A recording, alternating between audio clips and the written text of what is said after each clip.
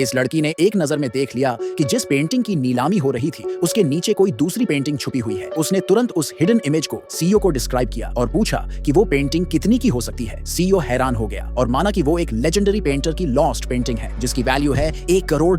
लड़की, जिसे पैसों से बहुत प्यार था, तुरंत एक्साइटेड हो गई और उसने $2 करोड़ की बिड लगाई। लेकिन वहां मौजूद एक जेलस औरत ने उसका मजाक उड़ाया और कहा कि वो बेवकूफ है जो 1 मिलियन में एक ऐसी पेंटिंग ले रही है जिसकी वैल्यू सिर्फ $10 है। सब लोग हंसने लगे, लेकिन लड़की ने बिल्कुल नहीं डरते हुए जवाब दिया कि उसका हस्बैंड, जो कि खुद सीईओ है, के पास इतना पैसा है कि वो पूरी ऑक्शन खरीद सकता है। सीईओ मुस्कुराया, अपना कार्ड निकाला और बोला कि जितना चाहो खर्च करो। और ऐसे पेंटिंग उस लड़की को मिल गई जब किसी को यकीन नहीं था उस पर। बिना किसी डाउट के उसने पेंटिंग की कैनवस फाड़ दी जैसे उसने पहले ही प्रेडिक्ट किया था। अंदर सच में एक और पेंटिंग थी और जब उसने सबको दिखाई सब शॉक्ड रह गए। लेकिन किसी को नहीं पता था कि ये लड़की आम इंसान नहीं थी। बचपन से वो पहाड़ों में रहती थी और ट्रेनिंग ले रही थी। वो एक हीलर मास्टर की स्टूडेंट थी, एक यंग टाओइस्ट मंक लड़की। वो ना सिर्फ फास्ट थी बल्कि उसकी मेडिसिन उसके मास्टर से भी ज्यादा पावरफुल थी। लेकिन एक दिन उसे एक लेटर मिला जिसकी वजह से उसे पहाड़ से नीचे आना पड़ा। उसे एक शादी का वादा निभाना था। फियांसे एक बीमार लड़का था जिसकी एक टांग खराब थी और बस 6 महीने की जिंदगी बची थी। असल में उसके पिता और सीईओ के पिता ने सालों पहले ये रिश्ता तय किया था। पहले ये शादी उसकी स्टेप सिस्टर से होने वाली थी